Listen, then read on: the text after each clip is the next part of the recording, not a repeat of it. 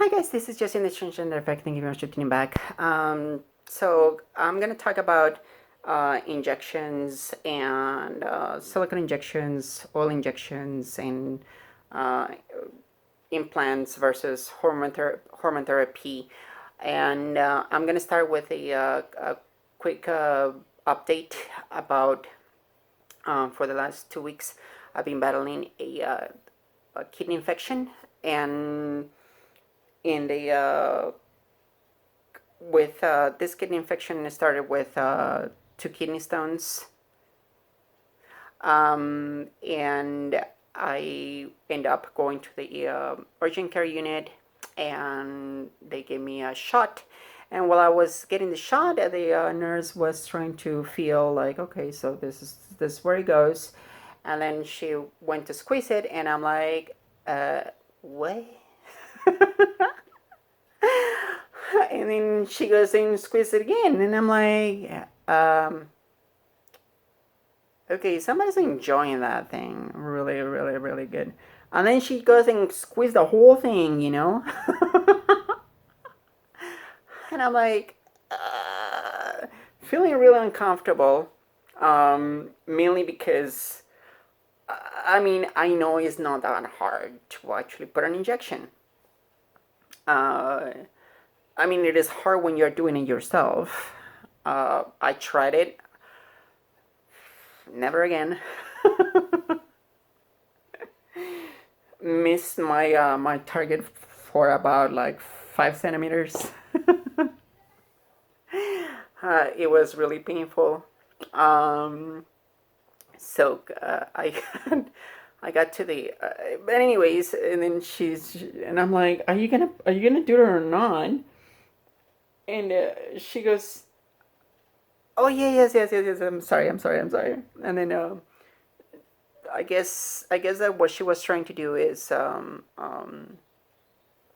to feel out whether my butt had a an implant or or injections of silicone or had any oil in it. So the thing is that it is because the thing is that whichever it is like you don't want to go onto the onto the area and thinking that you're going into the muscle and you're going to an actual goo of uh, silicone or oil and fat, kind of thing, And the thing is that I guess that it is not. I mean, some of these girls they actually do so much of it that basically, and they put it under the skin. And if you put it under the skin, basically you still will be able to actually feel the softness of the skin, but you will not be able to reach the target, you know, we just with the syringe. And so she was trying to do that, and a lot of the girls actually do not tell uh, practitioners that they have that stuff because they think it is too private. They don't deserve to know and all that kind of stuff. But if the syringe is only 2.5 inches deep, you know, if you have something like that done, then probably you need to have like about a 3 inch or 3 inch and a half. Sometimes it is it is really it's really stupid how so much like some of the girls actually do it. And because the thing is that, again, even though they tell you like, oh yeah, I know this girl that actually does it and does it really good, because I was offered before. I was offered like the butt of my dreams for about $400. Yeah. No thanks. Uh, and the reason and this these are the reasons why I didn't do it. One it was my laser was going to be my priority. It was not going to be my body, like at that point. Like I needed to just get rid of the facial hair first, and not getting like huge butt, like what for. Um, and the other thing was that I saw a lot of videos on YouTube that basically would just turn me off of that stuff, just because stuff gone bad. The oil starts to leak out of your skin, and sometimes they put actually like cooking oil within you. I mean, the oil that they're like the filler oil that they use for medical grade is not something like that. Yeah, you might be able to cook with it, but it doesn't mean like all cooking oil is basically it. No, that stuff is filtered and filtered and filtered and filtered and filtered. Basically, there's very little stuff over there, like very very little agents over there that will be able to go bad. Whereas cooking oil, like, who cares? I mean, you're gonna eat it if you have something in there, or if it is like quote unquote contaminated, with a little bit of bacteria here and there. Like, who cares? You're gonna eat it and you're gonna ingest it. It's gonna be dissolved in the stomach, and no, it's not a big issue. Or it's gonna get cooked. It's gonna get like it's gonna get destroyed by the heat, and who cares?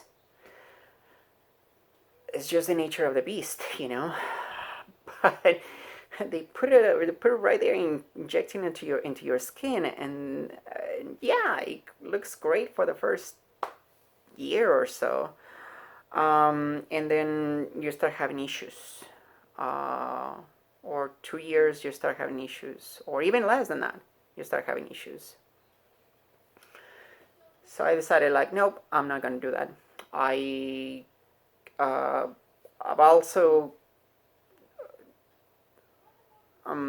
I was offered, like, well, they're giving you a discount, like, this girl is really nice. She thinks that you're really nice and all that kind of stuff, and it's like, and yes, you know what I mean. Some of these girls that really, really, really, really, truly want to help you out, and that's excellent. But the thing is that that's not the right way to really help somebody if you're solving one issue at one point, and then it becomes a bigger, huge issue, a health issue later on. Um, and that's one thing that I was like, no, I'm not gonna do it.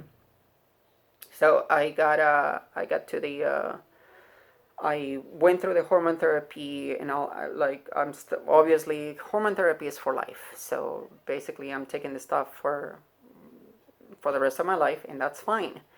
And even so, like, like, stuff changes. Before, I was not able to take any of the skin off of my the uh, the back of my arm, like my underarm. Like, I was not able to take any type of skin. Like, I will pinch it and it will be like really really hurtful. Like right now, like, seriously, like, this is um and it doesn't hurt. So, and that's one of the things, is that your whole body does the change. Is just not just localized thing. And that's the thing. That's the one issue that I have with surgeries, is that specifically with augmentation surgery, and your and but, like, I have an issue with those type of surgeries. Specifically, even if you're going through hormone therapy, but you still want to do that, at least, girls, at least give yourselves like about 3 years on hormone therapy before you actually really try to do something like that. And if you're doing hormone therapy for 2 years, for 3 years, and it had to be like 3 years of injections, not 3 years of pill. The injection is way faster, is more proactive, and yes, I am still afraid of needles. But I have to do it every like every 3 to 4 every 4 days. I have to do my injection myself, and that's the thing. And how I do it is different. I don't want to make a video of it. Do not request it, because this is. I don't want this to be. I am not a medical doctor. I am not a physician, and what my physician prescribed to me, that's for me alone. And that's different from everybody else.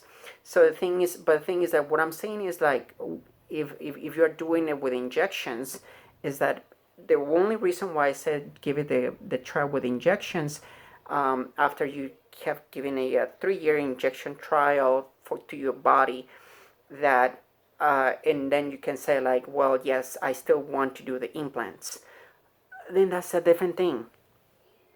But the thing is that if with injections, what happens is that your body starts to respond extremely differently than you will ever do with a pill. Even if you do it sublingually, it will be completely different. It is it is cannot stress it how different it is, because I was under a pill and then I switched to injectables, and I'm telling you, injectables are basically the way to go. Um, and I mean, I was doing that religiously. Like, I will not miss a dose and stuff like that.